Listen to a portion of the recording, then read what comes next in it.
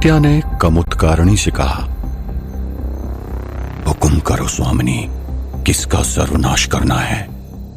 कमुत्कारणी ने कहा, यहीं इसी गांव में नील भवन करके एक बड़ा मकान है, उसमें गौरी नाम की एक स्त्री है, उसे खत्म करना है। लेकिन उसे मारने से पहले उसे गांव वालों के सामने लाकर इतना तड़पाना है कि लोगों की रूह कांप जाए। उसे मारने से पहले इतना तड़पाओ कि उसको तड़पता देखकर लोग खुद ही कहे कि इसे मार डालो और मत तड़पाओ। यह सुनकर कृत्या ने कहा, जो आज्ञा स्वामिनी। उसी समय सौम्य परी उठ खड़ी हुई और उसने कहा, तुम ऐसा नहीं कर सकती, तुम्हारी जिसके साथ दुश्मनी नहीं है उसे इस तरह नहीं मार सकती तुम। कमुत्कारणी ने कहा, मैं जो चाहूं वो कर सकती हूं। उसने मेरी दोनों बेटियों को मार दिया है और उसका बदला लेने से मुझे कोई नहीं रोक सकता। सौम्य परी ने कहा, लेकिन गौरी ने तो तुम्हारी बेटियों को नहीं मारा ना, फिर उसे क्यों मारने के पीछे पड़ी हुई हो? कमुत्कारणी ने कहा, तुम्हें जवाब देने के लिए मैं बाध्य नहीं हूं। यह कहकर कमुत्कारणी ने कृत्या से कहा, जाओ, शीघ्र जाओ। यह आदेश पाते ही कृत्या ने कहा, जो आज्ञा स्वामिनी। यह कहकर कृत्या वहां से अदृश्य हो गई। सौम्या परी को बहुत ही चिंता हो गई। सौम्या दरवाजा खोलकर बाहर जाने की कोशिश करने लगी, लेकिन कमुत्कारणी ने उसे पकड़कर पीछे खींच लिया और कहा, कुछ भी चालाकी करने की कोशिश की तो जिंदा नहीं बचोगी। याद रखना कि तुम इस वक्त परी नहीं, एक आम इंसान हो। तुम्हारे पास न कोई शक्तियां हैं और ना ही तुम्हें बचाने वाला कोई आसपास है। और तुम्हारे परिलोक में भी किसी को फर्क नहीं पड़ता कि तुम जी रही हो या मर चुकी हो, तुम्हारी मां को भी नहीं। इसीलिए चुपचाप इस कमरे में बैठी रहो। उस तरफ नील भवन में सब अपने अपने कमरे में सो रहे थे। गौरी अपने बिस्तर पर लेटी हुई थी, लेकिन उसे रह रहकर सिद्धार्थ की कही हुई बात याद आ रही थी और उसे गुस्सा आ रहा था। उस तरफ सिद्धार्थ भी अपने कमरे में सो नहीं पा रहा था। उसे बूढ़े बाबा की कही हुई बात याद आई और फिर गौरी की कही हुई बात से उस बात को जोड़कर सोचने लगा था। उसे यह एहसास हुआ कि उसने गौरी के साथ थोड़ी सख्ती से पेश आया था, इसलिए वो शर्मिंदा भी था। उसे गौरी से बात किए बगैर नींद नहीं आने वाली थी, इसलिए वो उठा और गौरी के कमरे की तरफ गया और उसके कमरे का दरवाजा खटखटाते हुए कहा, गौरी, मुझे पता है तुम जाग रही हो। सुनो, मैं तुमसे माफी मांगना चाहता हूं। मुझे पता है मैंने तुमसे थोड़े गुस्से में बात की है, लेकिन मेरा वो मतलब नहीं था। मुझ पर तुम्हारा गुस्सा होना जायज है, लेकिन मुझे माफी मांगने का भी अधिकार है। दरवाजा खोलकर एक बार बात तो कर लो, चाहे मुझे गाली क्यों न दो, लेकिन दरवाजा खोलकर बात तो करो। सिद्धार्थ की बात सुनकर गौरी अपने पलंग पर उठकर बैठी और उसने सिद्धार्थ से कहा, बात यह नहीं है कि तुमने मुझसे गुस्से से बात की या शांति से। बात तो यह है कि तुम्हें मुझ पर विश्वास नहीं है, और जब तुम्हें मुझ पर किसी बात का विश्वास ही नहीं है तो फिर मेरा तुमसे कुछ भी बात करना व्यर्थ है। तुम जाओ यहां से, मुझे सोने दो। सिद्धार्थ ने कहा, अरे ऐसा थोड़ी है कि मुझे तुम पर किसी भी बात का विश्वास नहीं है, तुम मुझे समझाने का मौका तो दो। सिद्धार्थ ने यह वाक्य पूरा किया ही था कि अचानक उसे कमरे के अंदर से गौरी के चिल्लाने की आवाज आई। सिद्धार्थ गौरी की आवाज सुनकर घबरा गया और उसने दरवाजा जोरों से खटखटाना शुरू किया। गौरी, गौरी, क्या हुआ तुम्हें? ऐसे चिल्लाई क्यों? तुम ठीक तो गौरी? अंदर से गौरी का कोई जवाब नहीं आया। सिद्धार्थ ने फिर से दरवाजे को और भी जोर से खटखटाते हुए गौरी को ऊंची आवाज में पुकारने लगा, गौरी, ठीक तो तुम? जवाब क्यों नहीं दे रही हो? गौरी, दरवाजा खोलो। सिद्धार्थ की आवाज सुनकर नील भवन में सब जग गए।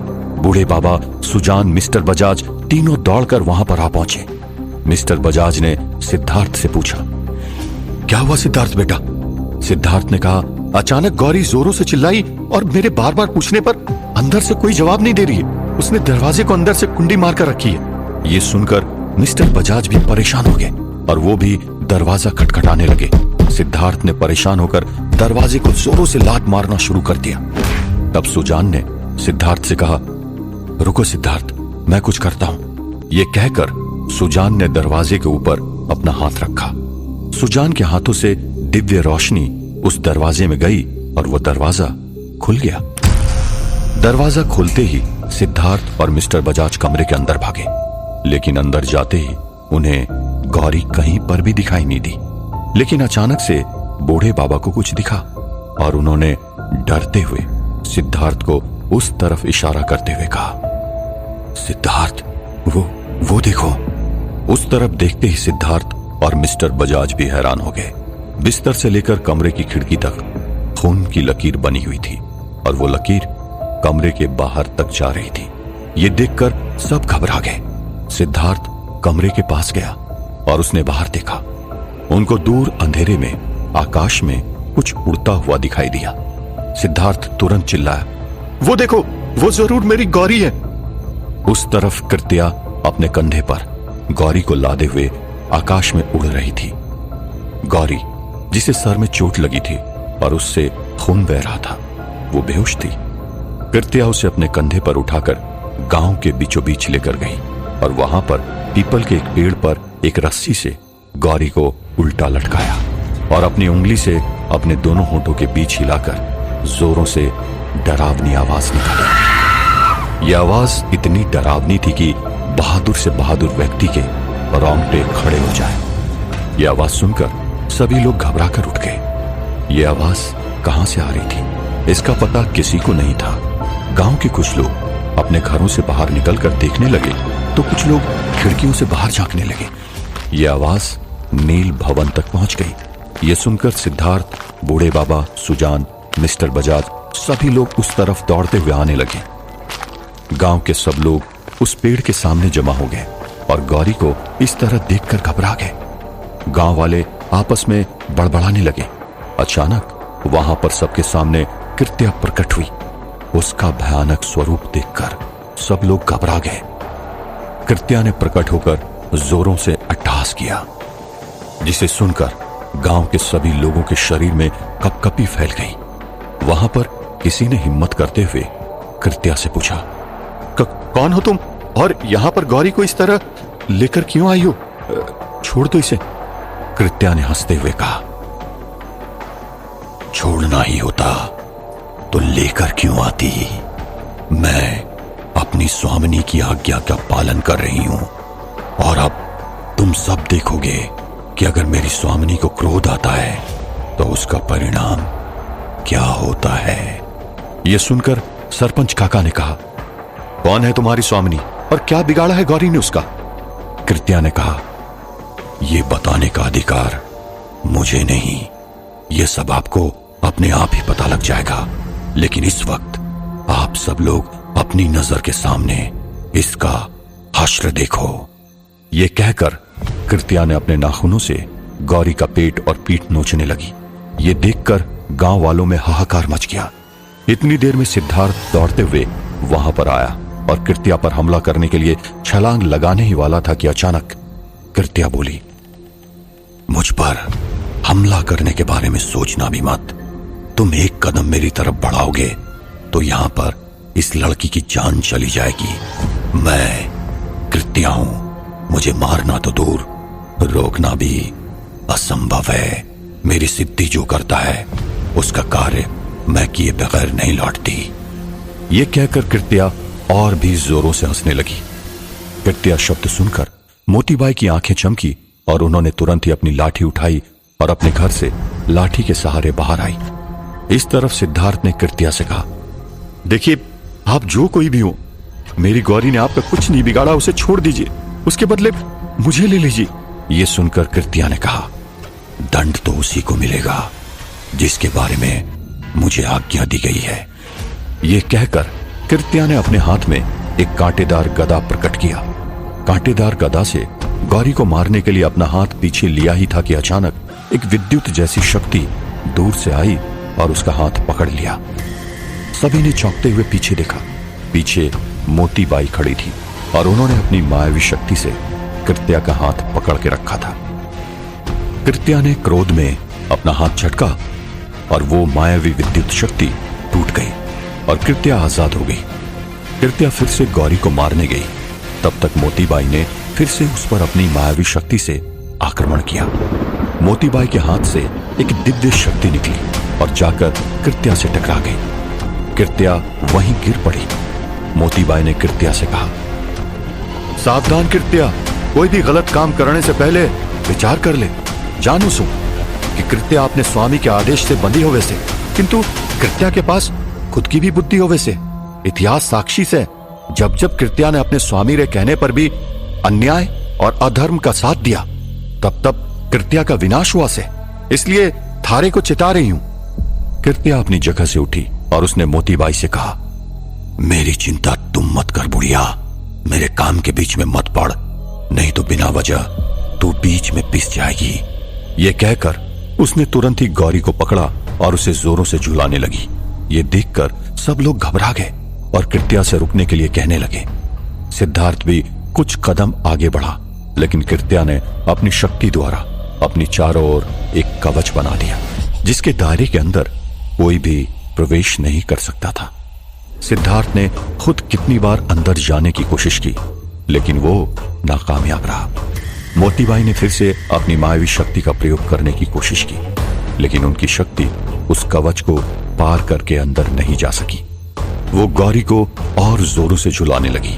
गौरी इतनी जोर से उस रस्सी से उल्टी झूलने लगी कि जाकर पीछे पेड़ से टकरा गई। उसके पेड़ से टकराते ही सिद्धार्थ, बूढ़े बाबा और बाकी गांव वाले भी चिल्लाने लगे और कृत्या से प्रार्थना करने लगे कि गौरी को छोड़ दे, लेकिन कृत्या किसी का मानने वालों में से नहीं थी। पेड़ से टकराती गौरी को होश आ गया और वो चिल्लाने लगी और रोने लगी। गौरी की तड़प देखकर सिद्धार्थ से रहा नहीं गया और उसके आंख में भी आंसू आ गए। ये सारा तमाशा अपनी खिड़की से कमुत्कारणी देखकर मुस्कुरा रही थी। उसने अपने जीवन में शायद इससे ज्यादा सुख कभी अनुभव नहीं किया था। कमुत्कारणी को मुस्कुराते हुए देखकर सौम्या परी को उसके ऊपर गुस्सा आया और उसने कहा, तुम तो काम की देवी, संभोग की देवी हो ना। तुम्हारा कार्य होना चाहिए प्रेम बांटने का, ना ही इस तरह लोगों को तड़पा के मारने का। कमुत्कारणी ने सौम्य परी की तरफ देखा और बिना कोई जवाब दिए खिड़की के बाहर देखकर बाहर चल रहे नजारे का आनंद उठाने लगी। सिद्धार्थ दौड़कर मोतीबाई के पास गया और उन्हें कहा, कुछ करो मोतीबाई, नहीं तो ये राक्षसी मेरी गौरी को मार डालेगी। मोतीबाई ने सिद्धार्थ से कहा, मारे से जितना हो सके से मैं करने की कोशिश कर रही हूं, लेकिन कृत्या को रोकना इंसान की बस की बात ना से। सिद्धार्थ वहीं पर घुटनों के बल जमीन पर गिर गया और रोने लगा। वो अपने आप को बिल्कुल ही बेबस अनुभव कर रहा था। गांव में सभी लोगों की आंखों में आंसू थे, क्योंकि गौरी ने अपनी जान की परवाह किए बिना गांव की सुरक्षा के लिए अपने प्राणों की आहुति तक दे दी थी। उस घटना के बाद गौरी का स्थान गांव वालों के दिल में काफी ऊपर उठ चुका था। इसलिए गौरी को इस तरह तड़पते हुए देखकर सारा गांव दुखी था। बूढ़े बाबा ने भी अपने मंत्र शक्ति से उस कवच को तोड़ने का प्रयत्न किया, लेकिन कृत्या एक ऐसी शक्ति है जिस पर विजय प्राप्त करना किसी भी मनुष्य के लिए नामुमकिन था। बूढ़े बाबा को यह भी पता था कि कृत्या को केवल वो मनुष्य अपने काबू में कर सकता था जो अपनी साधना और तपस्या में भैरव के पद पर पहुंच चुका हो, और ऐसा साधना केवल हिमालय में पाए जाने की संभावना थी। लेकिन इस वक्त कृत्या को कैसे रोका जाए, इसके बारे में कोई नहीं जानता था। गौरी पीड़ा के कारण चिल्ला रही थी और रो रही थी। कृत्या गौरी को तड़पाकर जोरों से अट्टहास कर रही थी। तब अचानक से आसमान से आग के गोले बरसने शुरू हो गए। वो गोले आकर उस कवच पर लगने लगे और कवच पर दरार आनी शुरू हो गई। सभी लोग अचरज से देखने लगे। आसमान में कई सारे अलग अलग रंगों के ऊर्जा पिंड दिखाई दे रहे थे। वो ऊर्जा पिंड आसमान की तरफ से तेजी से आ रहे थे और उस कवच पर आग के गोले बरसा रहे थे। कृत्या ये देखकर चौंक गई कि उसको टक्कर देने वाली ये शक्तियां अचानक कहां से आ गई। कमुत्कारणी भी ये देखकर चौंक उठी। वो ऊर्जा पिंड उस कवच पर निरंतर आग के गोले बरसाते रहे और थोड़ी ही देर में वो कवच टूट गया। कवच के टूट जाने से सबसे पहले सिद्धार्थ गौरी को बचाने अंदर भागा। कृत्या सिद्धार्थ को रोक पाए उससे पहले अचानक कई सारे ऊर्जा पिंड एक के बाद एक वहां पर आकर कृत्या से टकराने लगे और कृत्या उनके वार का प्रतिकार करे उससे पहले वो सारे ऊर्जा पिंड कृत्या को उठाकर दूर फेंक दिया। कृत्या ने अपनी शक्ति से उन ऊर्जा पिंडों पर वार करने की कोशिश की, लेकिन उसकी शक्ति उन ऊर्जा पिंडों से गौण निकली। कुछ ही देर में उन ऊर्जा पिंडों ने कृत्या को चारों तरफ से घेर लिया और उसे उठाकर आकाश में कहीं दूर लेकर गई। कृत्या चिल्लाती रही और वो आकाश में उसके चिल्लाने की आवाज दूर होती गई और थोड़ी ही देर में आकाश की गहराइयों में उसकी आवाज खो गई। कमुत्कारणी ये देखकर हैरान हो गई थी। ये कैसे संभव हुआ वो समझ नहीं पा रही थी।